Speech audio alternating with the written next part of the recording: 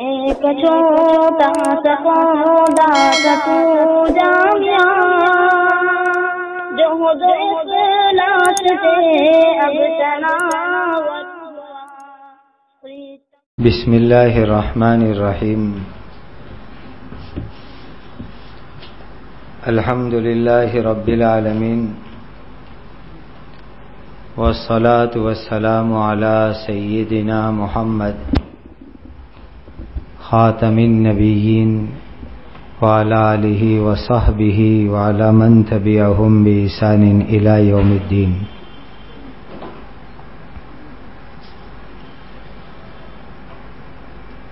ہم آج اپنے آپ کو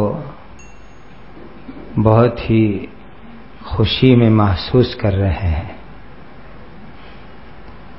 کہ یہ وجوہ مسفرات ہے.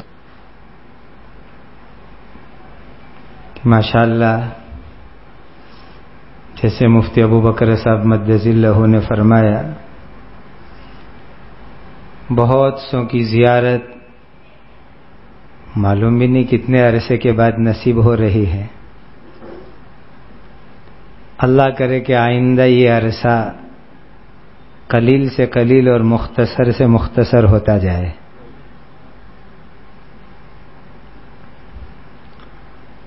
ایک بہت اچھے عنوان سے آج یہ مذاکرتی مجلس ہو رہی ہے. جس بات کی طرف مفتی ابو بکر صاحب نے توجہ دلائی، یہ ہمارے لیے بہت ہی ایک قابل غور پہلو ہے کہ یہ لڑکے اور لڑکیاں اپنے اسکول اور ٹیوشن کے ٹیچروں کو اپنے دل کی باتیں کہتے ہیں اور ان سے اپنی زندگی میں رہبری حاصل کرتے ہیں. ہمارے اندر کیا کمی ہے کہ وہ آج تک ہم کو اپنی دل کی باتیں نہ کہہ سکے؟ جس فیصد میں کہنا چاہیے. بیچ میں آپ نے بھی ایک ویڈیو دیکھا ہوگا، سوشل میڈیا پر بہت چلا تھا کہ ایک لڑکا اسکول میں جاتا ہے تو اس کی میڈم ان کا کیسے استقبال کرتی ہے، اور ایک لڑکا مدرسے کے دروازے پر پہنچتا ہے تو مولانا کیسے عصا سے اس کا استقبال کرتے ہیں. یہ بھی ایک پہلو ہے قابل غور ہمارے واسطے کہ شاید ہم فَبِمَا رَحْمَةٍ مِّنَ اللَّهِ لِنْتَ لَهُمْ والا سبق بھول تو نہیں گئے، اور اس سبق کی طرف ہمیں توجہ دینے کی ضرورت تو محسوس نہیں ہو رہی ہے.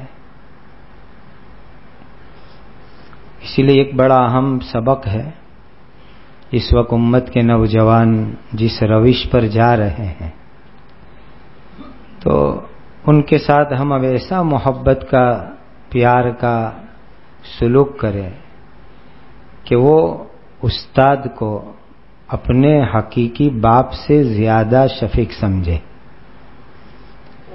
اور اپنی زندگی کی الجھنوں کو آپ کے سامنے پیش کرے اور آپ ان کے صحیح رہنما ثابت ہوگا. اس کی اس وقت بہت ضرورت ہے، بہت ضرورت ہے.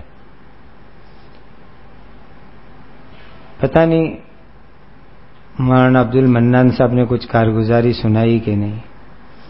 کاش کہ یہ نوجوانوں کی کچھ باتیں سناتے. سنائی.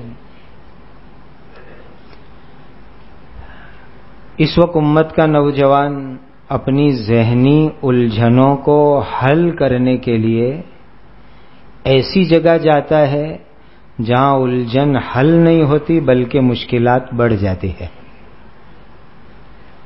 بلکہ وہاں جا کر کے الجھنیں نعوذ باللہ اس کو ارتداد تک لے جانے کا ذریعہ بن رہی ہے.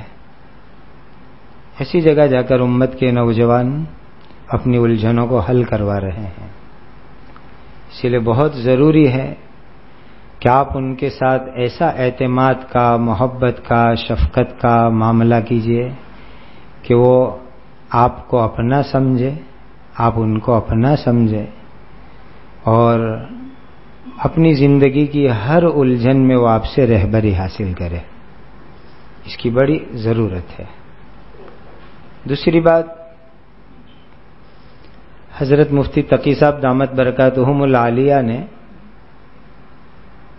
لاک ڈاؤن سے پہلے ایک مجلس میں علماء کرام کو ایک درخواست کی تھی کہ اپنی دعاؤں میں ایک دعا اللہ کے سامنے یہ بھی بڑھاؤ کہ اللہ اس وقت کے حالات کے اعتبار سے جس نوع سے دین کا کام کرنے کی ضرورت ہے، اللہ اس کا مناسب طریقہ ہمارے ذہن میں القاء فرمائیے۔ تقریباً 2000 کے قریب علماء کا مجمع تھا۔ ہمارے حضرت مفتی احمد صاحب دامت برکاتہم، حضرت مفتی محمد تقی صاحب دامت برکاتہم بلیک بن میں ایک مجمع میں، پورے برطانیہ کا لب لباب علماء کا مجمع تھا کہ آج کے حالات میں ہم کیسے دین کا کام کریں۔ تو کہا یہ بھی اللہ تعالیٰ سے مانگا کرو، اور یہ بھی اس میں شامل ہے اللہم الہمنا مراشد امورنا، کہ اس وقت کے حالات کے اعتبار سے ہمیں کس طرح دین کا کام کس نوع سے کرنا چاہیے، اللہ اس کا کوئی مناسب اور صحیح طریقہ ہمیں الہام فرمائیے کہ اس طریقے سے ہم کام کر سکیں۔ لہذا یہ بھی آپ اپنی دعاؤں میں ایک دعا اضافہ فرما دیں، ایسی میری آپ سے درخواست ہے۔ تیسری بات یہ عرض کرنی ہے، ایک دوسرے کے تجربات سے فائدہ اٹھانا، یہ بہت اہم چیز ہے کہ ایک ساتھی نے ایک تجربہ کیا، اس میں ان کو کامیابی ملی۔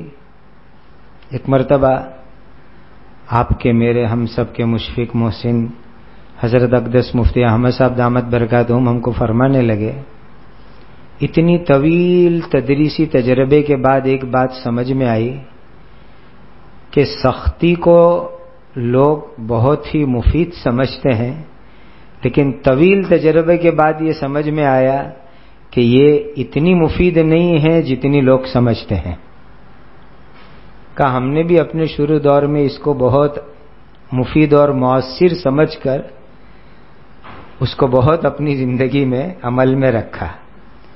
جن حضرات نے حضرت کا وہ دور دیکھا ہے وہ میرے اس جملے کو سمجھ سکتے ہیں۔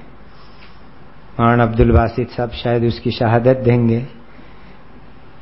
کہ حضرت دارالاقامہ کی ایک سیڑھی پر پہنچتے تھے، پورا دارالاقامہ خالی ہو جاتا تھا جامعہ میں، بلکہ خود حضرت نے فرمایا کہ بعض مرتبہ ایسا بھی ہوا کہ غسل کی حاجت ہوتی وہ بھی بھاگ کے مسجد میں آ جاتے،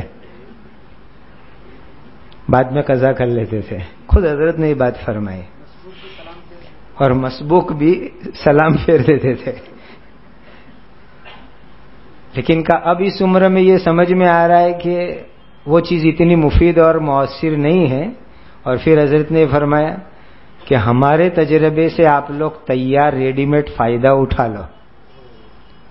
یہ نہیں کہ آپ زندگی کے اس مرحلے میں جا کر کے پھر یہ کہو کہ اب ہمارا بھی تجربہ یہ ہے، ورنہ کافی وقت آپ کے ہاتھ سے نکل چکا ہوگا۔ اس لیے یہ بڑی بات ہے کہ ریڈی میڈ تجربہ مل رہا ہے تو اسے تو آج تو زمانہ ہے ریڈی ٹو ایٹ کا، کھانا بھی ریڈی میڈ لوگ جو ہے زیادہ پسند کرتے ہیں، تو بڑوں کی یہ تجربات جو ہم کو ملتے ہیں اس سے ہمیں بھرپور فائدہ حاصل کرنا چاہیے۔ چوتھی بات، یہ مت سمجھو کہ ہمارا سورت شہر اور اس کے اطراف و جوار دین کے کاموں سے آباد اور معمور ہے اور اب کوئی ضرورت نہیں ہے، اور ہم جو کر رہے ہیں بہت کافی اور شافی ہے۔ یہ ہرگز خوش فہمی میں نہ رہے۔ جن کو بھی اس سلسلے کے اندر کچھ عملی مشاہدات کی ضرورت ہو تو آپ ہی کے رفقا میں سے کچھ حضرات ہیں جو آپ کا عملی مشاہدہ کروا سکتے ہیں۔ सूरत शहर ही की हुदूद की मैं आपको बात करूं, एक नहीं, दो नहीं, 100 के करीब आबादियां हमारे सामने ऐसी आई कि जहां मुसलमान थे लेकिन उनको कोई कलमा पढ़ाने वाला नहीं था। अल्लाह को गवाह रख के कहता हूं, और जिनको भी इस सिलसिले में मुशाहदा करना हो, हम उनकी ये खिदमत के लिए तैयार है। ये कोई हवाई बात नहीं। और रोज बरोज इस तहकीक में इजाफा हो रहा है कि फलां जगह मुसलमान हैं और उन मुसलमान बच्चों को कलमा तक नहीं आता है। इसी शहर के अंदर हमको ऐसे बच्चे भी मिले हैं कि जो कहते हैं कि मौलाना हमको दोपहर में 3 बजे के बाद पढ़ाने की कोई तरतीब बनाओ। कहा क्यों बेटा 3 बजे के बाद? तो कहा हम लोग सुबह के अंदर सूरत रेलवे स्टेशन और बस स्टेशन के ऊपर फकीरी करने जाते हैं, भीख मांगते हैं। हमारे माँ बाप भी भीख मांगते हैं, आधे दिन तक हम भीख मांगने का काम करते हैं, तब जाकर के हमारी जिंदगी का गुजरान चलता है। इसीलिए आप दोपहर के बाद हमको कलमा नमाज सिखाने की कोई तरतीब कायम करो। अल्लाह को गवाह रखकर ये बात मैं आपको कह रहा हूं। नई नई कॉलोनियां, नए नए अपार्टमेंट, शहर के स्लम एरिया, झुपड़पट्टियां, उसमें अभी भी बहुत काम की जरूरत है। तातु बेदार शवी नाला कशीदम वरना, आपको जगाने के लिए बात मैं अर्ज कर रहा हूं। जो आपकी फिक्र और तवज्जो के मोहताज हैं, उन इलाकों के ऊपर भी आपकी नजर होनी चाहिए। बहुत एक अहम नाजुक मसले पर तवज्जो दिलाऊं। माशरती मसाइल इस वक्त बहुत संगीन है। शादियों में फजूल खर्ची, मंगनियों में फजूल खर्ची, शादी और मंगनियों के उन्वान से जो खुराफात हो रहे हैं, आप हमसे ज्यादा वाकिफ है। ऐसी ऐसी शादियां हो रही है कि जिसके अंदर नौजवान लड़के और लड़कियां आवारा और आजाद होकर के डांस करते हैं, म्यूजिक बजता है, और अब तो बास शादियों के अंदर शराब की बोतलें तक आने की बातें सुनने में आ रही है। अल्लाह करे गलत हो। मुसलमानों की शादियों की बात कर रहा हूं। हमें मुसलमानों के माशरे की फिक्र है। आपको मालूम है, कल एक बुरके वाली लड़की की खुदकशी का वाकया शहर में हुआ। गुज़िश्ता कल की बात है। जो आयशा का मसला उठा हुआ है, कल एक लड़की ने बुरके के साथ ब्रिज पर से छलांग लगाई और वीडियो बना के वायरल किया। अभी मुझे प्रेस वालों ने बतलाया आधा घंटा पहले। और उसके पीछे ये सब असबाब कार फरमा है कि शादियां इतनी महंगी बना डाली कि लड़कियों के बापों के पास शादी के अखराजात नहीं, और घरों के अंदर उनको तंग किया जा रहा है, जिसकी वजह से ये बेटियां इस वक्त ये इकदाम कर रही है। ये माशरती खराबियों की इस्लाह, ये बड़ा अजीम वक्त का काम करने का तकाजा है। अव्वलन तो मैं जामिया डाबेल के फैज याफ्ता होने के वास्ते से बहुत अदब से मैं आपको कहूंगा कि इस मजलिस में नियत कर लो कि ऐसी शादियों का हम मुकम्मल बाइकाट करेंगे। ये हमारी ईमानी गैरत का तकाजा है कि जहां भी ऐसे रस्म रिवाज, फजूल खर्ची, शरीयत की हद से हटकर कोई काम हो रहे, हम शिरकत नहीं करेंगे। और सानियन साथ में ये नियत करो, हमारे अपने घरों के अंदर शादियां, तकरीबात, मंगनियां 100% इस्लामी सुन्नत तरीके से होगी। हम एक अमली नमूना तो दिखाए उम्मत को। आप सबको मालूम है ना, میں اپنے بڑوں کی بات سنا. ہمارے حضرت اقدس مفتی احمد صاحب دامت برکاتہم کے یہاں بیٹوں بیٹیوں کی شادیاں ہوئی. آپ میں سے کتنے ہیں جو حضرت کی نہایت قریبی ہے؟ کوئی کہہ سکتا ہے کہ مجھے بیٹے کے ولیمے کی دعوت ملی تھی؟ ہے کوئی ایسا کہنے والا؟ بیٹی کے نکاح میں مجھے دعوت دی تھی حضرت نے. اولئک آبائی فجئنی بمثلہم. ہاں یہ تو آپ کہہ سکتے ہیں کہ حضرت کے پوتے نواسوں کی حفظ کی تقریب میں ہم کو کھانے کی دعوت دی گئی تھی. ایسے تو انشاءاللہ بہت ملیں گے. لیکن شادی میں کسی کو مدعو کیا یا باقاعدہ اہتمام سے شہرت سے کسی کی شادی ہوئی ہو حضرت کے گھرانے میں، کوئی کہہ سکتا ہے؟ یہ ہمارے بڑوں کا اسوہ ہے، ہمارے سامنے عمل ہے جس کو ہمیں زندگی کے اندر لانا ہے.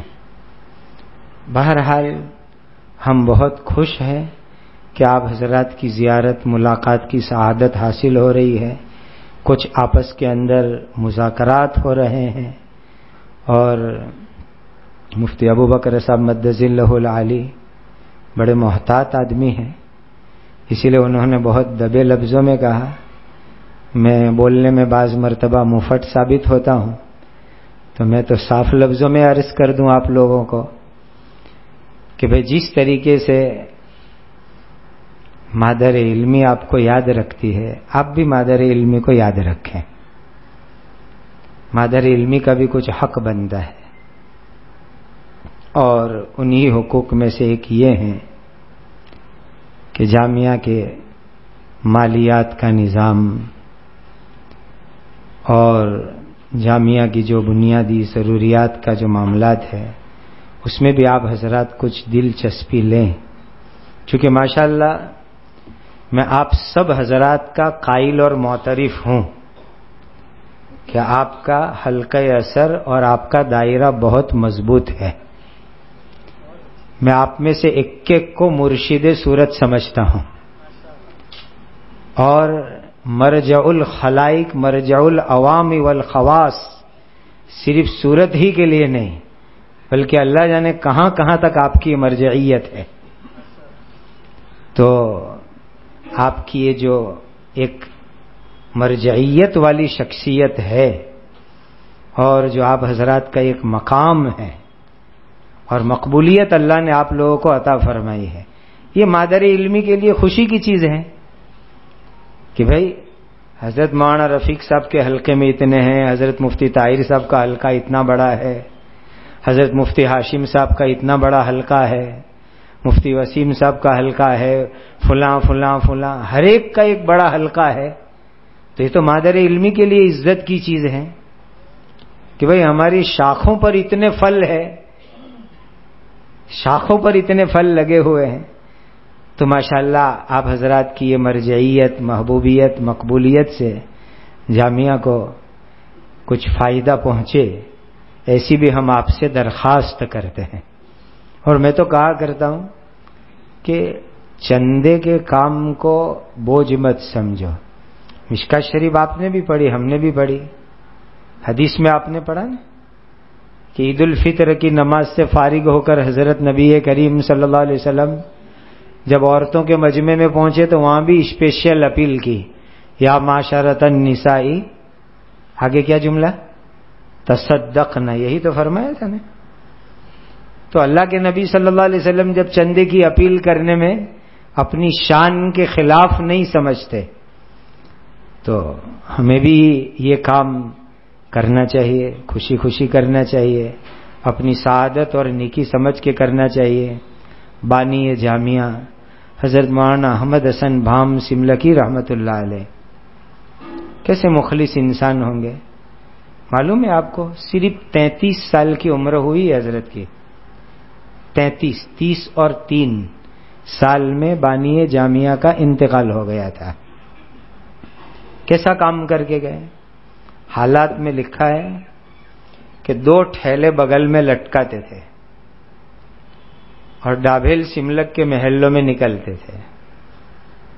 یہ چھپا ہوا بھی ہے یہ واقعہ اجلاس 7 سالہ والی کتاب میں، تاریخ جامعہ میں بھی، کہ ڈابھیل سملک کی بستی میں نکلتے تھے لوگوں کے گھروں میں ڈبے رکھے رکھتے اور ماں بہنوں سے اپیل کر رکھی تھی کہ آپ چاول بناؤ.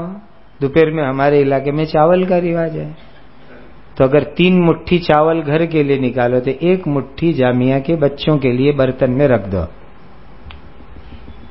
شام کے لیے گیہوں کے آٹے کی روٹی کا نظام ہے، تو اگر 3 مٹھی اپنے گھر کے لیے آٹا نکالا تو 1 مٹھی طلبہ کے لیے نکال لو، برتن میں جمع کر لو. پھر وقفے وقفے سے بغل میں 2 ٹھیلے لٹکا کر نکل دے، ایک طرف چاول ایک ٹھیلے میں، دوسرے ٹھیلے میں آٹا ڈال دے. اس قدر خلوص سے لوگوں کی مٹھی مٹھی جمع کر کے آج جامعہ 115 سال کی منزل کو طے کر رہا ہے. اور یہ محمد یوسف بن نوری سے لے کر کے آپ تک کے قابل، فاضل، نیک، محقق علماء تیار ہوئے ہیں. پہلی جماعت جو تیار ہوئی تھی اس میں علامہ محمد یوسف بن نوری رحمۃ اللہ علیہ تھے. وہاں سے شروع ہو کر کے اسی ترتیب کے اوپر ماشاءاللہ آپ جیسے علماء فضلاء جو جامعہ کے لیے باعث عزت و افتخار ہے وہ تیار ہوئے ماشاءاللہ. لہذا اس لائن سے بھی آپ حضرات کچھ فکر کریں. اللہ تعالیٰ آج کی اس مذاکرے کو بے انتہا قبول فرماوے، اپنی رضا اور خوشنودی کا ذریعہ بناوے، اور یہ جو کچھ باتیں خدمت میں عرض کی گئی کہ آپس میں ایک دوسرے کے مشورے سے فائدہ اٹھائیں، تجربات سے فائدہ اٹھائیں، معاشرتی خرابیوں کے اوپر خوب زور دے، اس کی اصلاح کرنے کی فکر کرے، طلباء طالبات امت کے نوجوانوں کی صحیح رہبری کرے، اور شہر کے اندر مزید دین کے کاموں کو آگے بڑھائیں. حضرت مفتی ابو بکر صاحب کی جو باتیں تھی واقعی ایک ایک بات نہایت مفید اور اہم تھی. اس کو آپ دل پر لکھیں، اس کو اپنی زندگی کے اندر اپنائیں. میں پھر سے آپ سب کا شکریہ ادا کرتا ہوں کہ آپ حضرات، حالانکہ آج بدھ ہے، لوگوں نے پتہ نہیں کیوں خاموخواہ بدنام کر رکھا ہے کہ شہر کے مولوی لوگ ہفتے میں 20 دن بیچ میں جمع نہیں ہوتے ہیں. خاموخواہ لوگ بدنام کرتے ہیں. ماشاءاللہ دیکھو، بیچ کے دن، بدھ کے دن اتنی بڑی تعداد میں، اور بھی شام کا نہایت مشغولی کا وقت ہے، اس میں بھی محض جامعہ کے نام پر کہ اکابر اساتذہ کرام تشریف لائیں گے تو آپ اپنی ان کی زیارت کرا دیں گے اور آپ ان کی زیارت کر لیں گے. اس نسبت پر آپ تشریف لائے. میں واقعتاً آپ کو مبارکباد پیش کرتا ہوں. وآخر دعوانا الحمدللہ رب العالمین.